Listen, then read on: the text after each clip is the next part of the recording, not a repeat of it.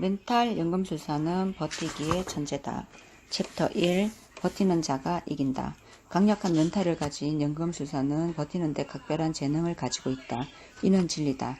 버티지 못하고 포기하는 사람은 성공할 수 없다. 하지만 여기 또 하나의 진리가 있다. 사람은 누구나 포기해버릴까 하는 생각을 한 번쯤은 해봤다는 것이다. 연금술사 또한 예외는 아니다. 따라서 포기해버릴까 하는 유혹에 빠지는 것은 인간이라면 지극히 당연한 일이다. 자책할 필요도 죄책감을 가질 필요도 없다. 당혹스럽거나 깜짝 놀랄 일도 아니다. 당신은 언제 포기를 고민하는가? 처음에 품었던 기대치와 다른 상황에 놓일 때일 것이다. 그래서 몹시 실망스러울 때일 것이다. 모든 일이 더 빨리, 더 쉽게, 더 멋지게 진행되지 않을 때일 것이다. 곰곰이 생각해보면 지금껏 당신이 포기해온 것들은 모두 이와 똑같은 패턴을 갖고 있을 것이다. 강력한 리더십의 소유자였던 윈스턴 처칠은 이렇게 말했다. 절대 포기하지 마라. 유감스럽게도 처칠의 이 유명하고도 열정적인 권유는 더 이상 21세기를 살아가는 우리의 가슴을 뜨겁게 달구지 못하는 것 같다. 무조건 포기하지 말라는 외침보다는 내가 만났던 연금술사들의 다음과 같은 제안이 포기의 유혹을 무력화하는 데 큰 도움이 될 것 같다. 버텨라. 그러면 기회가 찾아올 것이다. 세상에서 가장 어려운 일이 무엇일까? 이기는 것이다. 좀 더 정확하게 말하면 예상대로 착착 진행되고 맞아떨어져 쉽게 이기는 것이다. 세상에 이보다 더 어려운 일이 있을까? 그래서 우리는 대부분 중도에 포기하고 주저앉는다. 분명 버티기는 포기보다 어렵다. 하지만 쉽게 이기는 것보다는 쉽다. 나아가 쉽고 빠르게 이긴 사람보다 버티면서 기회를 얻어 이긴 사람이 세상에 몇만 배는 더 많다. 성공한 셀럽들을 보라. 그들은 대부분 길고 긴 무명의 기간을 버텼던 사람이다. 전 세계에서 1000만 부 이상 판매된 나의 책도 처음에는 57군데의 출판사에서 거절을 당했다. 그 거절을 버티지 못했다면 나는 작가로서 아무런 명예도 얻지 못했을 것이다. 마침내 승리의 인터뷰나 수상소감을 전하는 사람들의 80% 이상은 파란만장한 시간을 버텨낸 감격의 눈물을 보인다. 연금술사들은 말한다. 버티는 데 성공하는 것, 이것이 성공의 정의이고 진정한 승리다. 나는 지금 당신이 어떤 상황에 처해 있는지 알지 못한다. 어쩌면 당신은 포기하기 직전에 마지막으로 이 책을 집어들었을 수도 있다. 진심을 다해 당부한다. 버텨라. 포기하고 무대 뒤로 사라지면 다시는 무대에 설 기회를 얻을 수 없다. 이기려고 애쓰지 마라. 버티는 데 집중하라. 버티면 힘이 붙는다. 힘이 붙으면 이긴다. 여기서 포기할 것인가를 대신해 여기서 어떻게 더 버틸 것인가를 생각하라. 이것이 현명한 사람의 선택이다. 포기를 고민하는 것은 당신에게 상처를 주고 버티기를 궁리하는 것은 당신에게 답을 주기 때문이다. 챕터 2. 포기를 미화하지 마라. 늘 작심삼일에 거치는 포기를 밥 먹듯 하는 사람들의 주요 특징 중 하나는 이제 난 포기할 거야 라고 절대 말하지 않는다는 것이다. 그들은 포기라는 단어보다는 훨씬 그럴싸하게 들리는 다양한 표현을 찾아내 사용한다. 이솝우화에 등장하는 포도 따기 시도를 포기한 여우가 포도가 아직 덜 익어 맛이 없을 거야 라고 합리화하듯 말이다. 포기라는 단어를 포장하고 싶어 하는 것도 어렵지 않게 납득이 가는 일이긴 하다. 포기를 고민하는 사람들은 대부분 감정의 골짜기에 깊이 빠져 있다. 따라서 자신의 기대치에 부합하지 않는 자신을 고생스럽게 만드는 상황에 머무르지 않으려고 하는 태도는 그들에게 논리적이고 합당하다. 그들은 이미 자신을 좀 더 행복하게 만들어주는 것처럼 보이는, 자신에게 더 많은 전망을 제공해주는 것처럼 보이는 또 다른 행동에 마음을 빼앗긴 상태다. 즉, 포기를 고민하고 있다는 것은 이미 포기를 했다는 뜻이다. 앞에서도 말했듯이 포기라는 단어를 우리 삶에서 완전히 추방하는 것은 불가능하다. 인간은 끊임없이 선택과 포기의 기로에 놓이기 때문이다. 단 포기와 관련해 우리 삶에서 완전히 없앨 수 있는 것이 있다. 바로 변명이다. 열심히 일했으니까 됐어. 결과보다는 과정이 중요하지. 도전해본 것만으로도 충분한 가치가 있어. 이 정도 한 게 어디야. 다음엔 좀 더 잘해야 보자. 이 모두가 그럴듯하고 위안을 주는 말이다. 하지만 냉정하게 말하면 이는 모두 변명과 자기 합리화일 뿐이다. 내가 만난 연금술사들은 이렇게 말한다. 그래, 인정한다. 내가 더 버티지 못하고 깨끗이 포기했다는 것을. 포기했다는 사실을 정면으로 바라보게 하는 이 한마디가 현실의 나를 차갑게 일구어준다. 포기는 언제든 일어나는 일이다. 하지만 포기할 때마다 그것을 감사할 미사 여구가 많아질수록 우리는 점점 더 포기에 익숙해지고 포기가 쳐놓은 거물에 갇혀 있음에도 압박과 억압을 느끼지 못하게 된다. 포기를 아무렇지도 않게 받아들이는 삶에 어떤 발전이 있겠는가? 포기를 냉정하고 철저하게 받아들이되 결코 미화하지 마라. 포기를 포기라는 정확한 명칭으로 불러야 한다. 포기에 변명을 다는 순간 우리는 현실을 왜곡되게 인지한다. 연금술사들의 말을 좀 더 들어보자. 포기를 냉정하게 받아들이는 사람의 다음 행동은 반성이다. 끝까지 가지 못한 이유들을 이성적으로 분석하고 이 또한 차가운 머리로 받아들인다. 반면에 포기를 미화한 사람들의 다음 행동은 실망이다. 성공에 가장 위험한 요소가 있다면 실망이다. 실망은 이성적 판단을 차단시켜 우리를 부정적 감정에 휩싸이게 한다. 실망이라는 안경을 통해 바라보는 대상과 현실이 진실이라고 믿는 사람들의 성공 확률은 제로다. 미화, 변명, 핑계, 위로는 마약과 같다. 마약에 취한 사람이 세상을 직시할 리 없다. 그저 취했다가 깨어나는 것이 두려워 다시 찾는 마약에 의지해 할 수 있는 일이 무엇이 있겠는가? 마약을 끊지 않은 채 성공을 위해 열심히 하겠다는 태도가 어떤 설득력을 가지겠는가? 담배를 피우면서 마라톤 완주를 하겠다는 게 우리의 삶의 참된 목적이 될 수 있겠는가? 정말 열심히 했다면, 최선의 노력을 다했다면, 지금 여기까지 과정을 잘 끌고 왔다면 포기하지 말고 버텨라. 일단 끝을 맛보면 정말 삶이 달라진다. 끝에 도착하면 전혀 상상도 못한 것들이 우리를 기다린다. 연금술사들은 말한다. 특히 부정적 감정에 쌓여 있을 때는 절대 포기해서는 안 된다. 감정의 골짜기에 빠져 있을 때 어떤 행동을 중단하면 앞으로 살아가면서 그 생각에서 헤어날 수가 없다. 마음 깊숙이 도사리고 있던 아쉬움과 회한이 고개를 쳐든다. 아, 만일 내가 계속했더라면 어떻게 되었을까? 내 자신이 너무 쉽게 진 건 아닐까? 삶에서 중단해도 되는 유일한 경우는 정상에 올랐을 때다. 언제나 진리는 간단하다. 포기를 한 것에는 어떤 미련도 갖지 마라. 깨끗하게 단념하라. 더 많이 행동하고 더 열심히 일하라. 그리고 정상에 올라선 뒤에 비로소 결정을 내려라. 챕터 3. 정상에 오르면 알게 되는 것들. 정상에 도착하고 나면 당신은 어떤 것을 선택해야 하는지 자연스럽게 알게 된다. 가장 높은 곳에서 전체를 올바르게 조망할 수 있기 때문이다.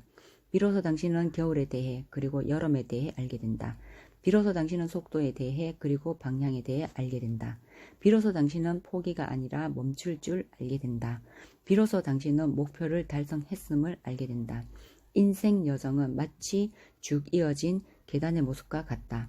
평평한 면 위에 있을 때는 위쪽을 향해 나아가지 않을 것처럼 가만히 서 있는 것처럼 보인다.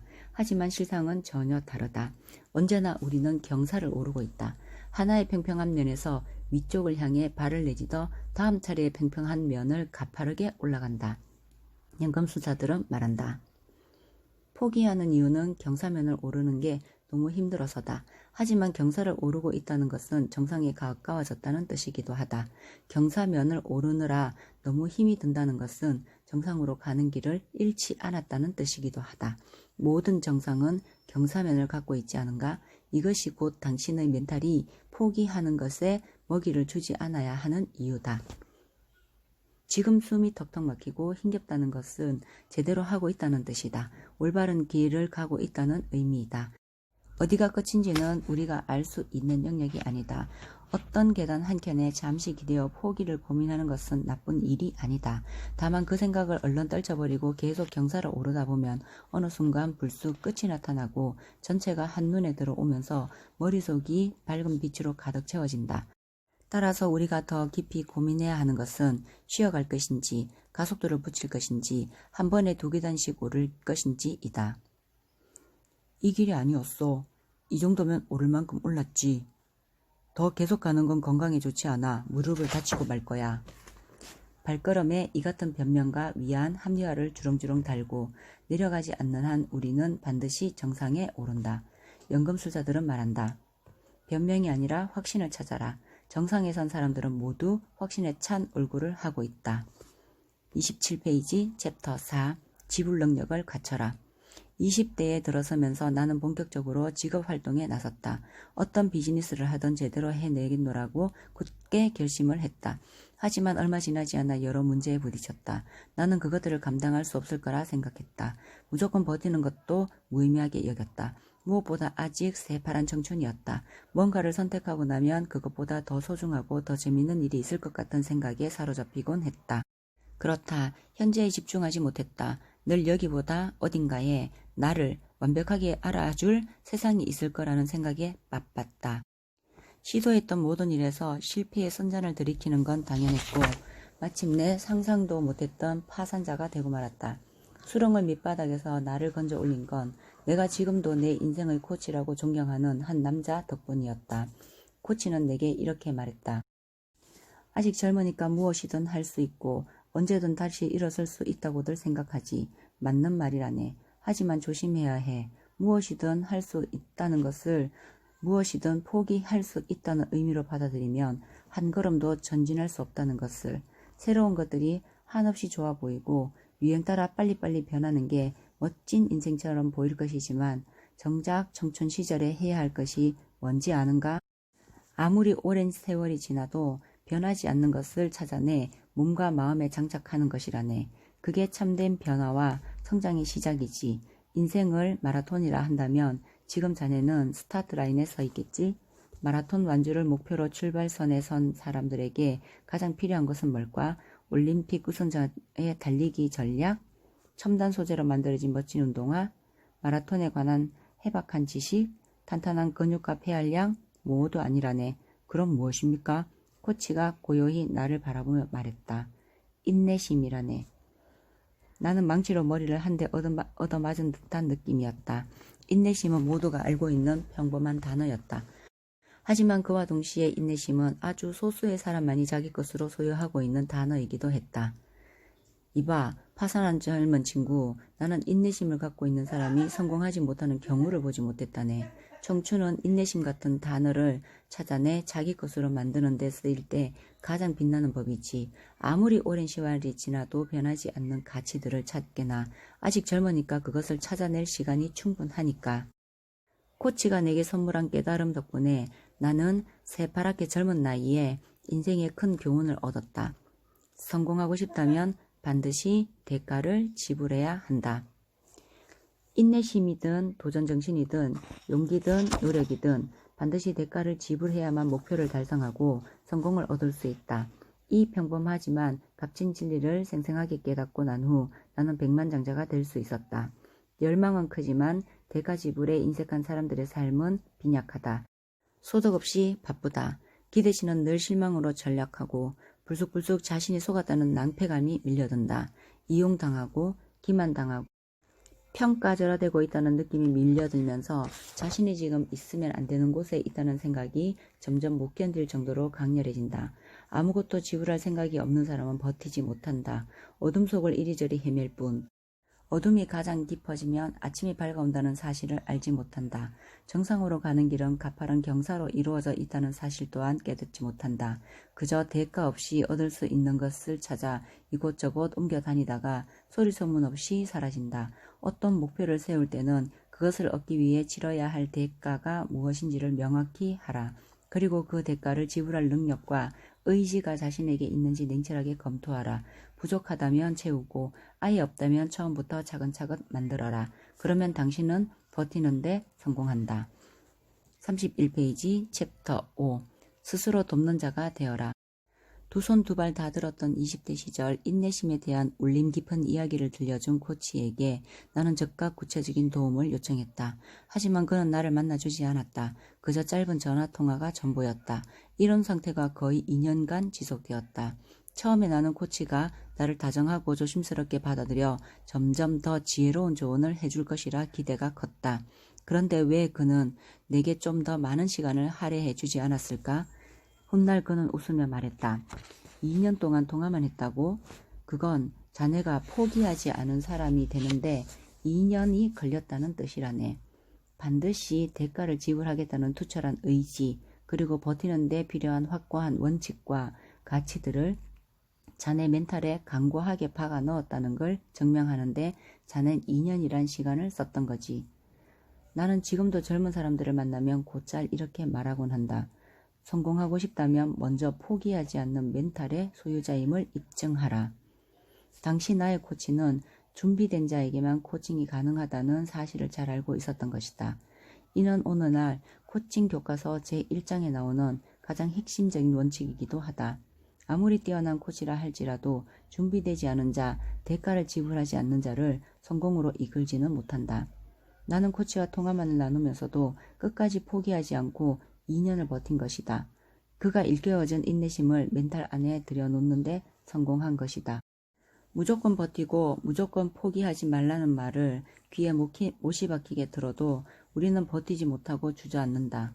하지만 왜 버텨야 하는지, 왜 인내해야 하는지, 왜 포기하지 않아야 하는지를 명확하게 알면, 즉 버티고 인내하고 포기하지 않는 것의 진가를 깊이 깨닫고 나면 목표까지 가는 가파른 경사를 기꺼이 감수할 수 있게 된다.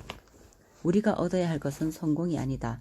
성공하는 삶의 탄탄한 밑바탕을 이루고 있는 너무나 평범하지만 너무나 소중한 미덕과 가치를 얻어야 한다. 그것을 당신의 것으로 만드는데 시간과 노력을 아낌없이 써라. 인생의 불빛이 되어준 나의 코치는 이렇게 말했다. 스스로를 돕는 자가 되어야 해. 하늘은 그런 사람을 돕지. 스스로 돕는 자가 되면 무엇이든 절로 얻게 되는 것이라네. 30대가 되었을 때 결국 나는 내가 품었던 모든 기대와 꿈을 훨씬 넘어서는데 성공했다. 지긋지긋했던 파산자의 신세에서 벗어나 경제적 자유를 얻는 데 성공했다. 하지만 그 시절 내가 얻은 가장 값진 소득은 이 세상에 세련되고 순탄하고 멋들어진 성공은 존재하지 않는다는 깨달음이었다. 성공의 열매는 단맛이 아니라 쓰디쓴 맛이었다. 성공은 절대 멋지지 않았다. 성공은 혹독함이라는 대가를 치른 피투성이들만이 얻을 수 있는 결과였다. 혹독함이라는 대가를 반드시 지불해야 한다는 사실을 명확하게 알고 있었기에 나는 그 시간들을 견딜 수 있었다. 대가를 치르겠다는 강력한 의지를 포기하지 않았음에 행복했고 감사했다. 우리는 무언가를 얻기 위해선 대가를 치러야 한다는 사실을 알고 있지만 정작 대가를 치르고 싶어 하지는 않는다. 이 모순을 극복하는 순간 언제나 부서질 준비가 되어 있던 유리 멘탈이 빛나는 황금 멘탈로 바뀌며 삶의 모든 것이 놀랍게 바뀌는 기적을 목격하게 될 것이다. 멘탈 연금술사는 버티기의 천재다. 챕터 1. 버티는 자가 이긴다. 강력한 멘탈을 가진 연금술사는 버티는 데 각별한 재능을 가지고 있다. 이는 진리다. 버티지 못하고